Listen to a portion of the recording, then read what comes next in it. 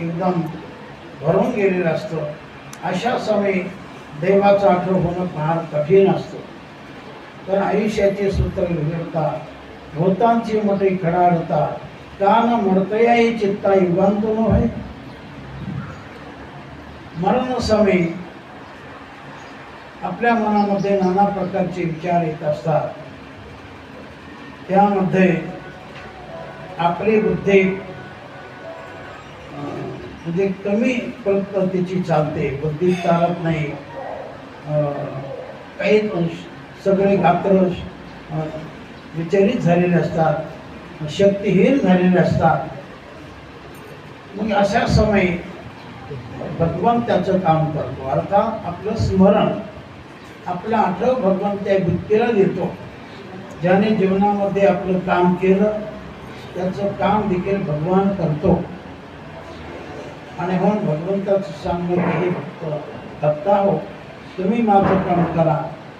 जर माझं काम तुम्ही मनपूर्वक केलं तर मी देखील तुमचं काम चांगलं करेन. तो है मेरे नाम पर, तो मैं है तेरे काम पर, तो है तेरे काम पर, तो मैं है मेरे धाम पर. जर तुम्ही माझं काम केलं तर मी देखील तुमचं काम चांगलं करणार. आणि तुम्ही जर तुमचंच काम करत राहणार तर मी मात्र स्थान माझं सोडणार नाही. असा भगवान आहे. भगवान कसा तर जसा आरसा तसा. आरशाला नमस्कार केला तर आरसा देखील असा नमस्कारच करतो. आणि आरशाला बुक्का दाखवला तर आरसा देखील कसं दाखवणार. तसा भगवान आहे.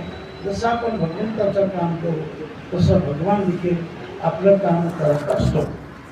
तेव्हा अशी स्थिती जीवनामध्ये प्राप्त होण्यासाठी, कारण या मृत्यूला झाकले घटीचा दिवा, नेणो काय झाला केधवा, या रीती जो पांडवा ध्येय ठेवी.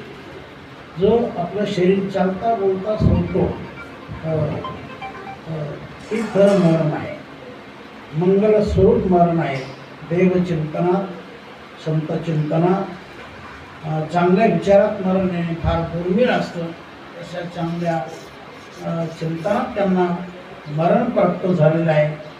याला मंगलमय मृत्यू असं म्हणतात. हा गोड असा मृत्यू आहे की यादसाठी केला होता त्रास आणि शेवटचा दिस गोड व्हावा. आता निश्चिंतेने पावल विसावा आणि कुंटली या धावा कृष्णेची. कौतुक वाटे झाली या विसाची, नाममंगळाची प्रेमे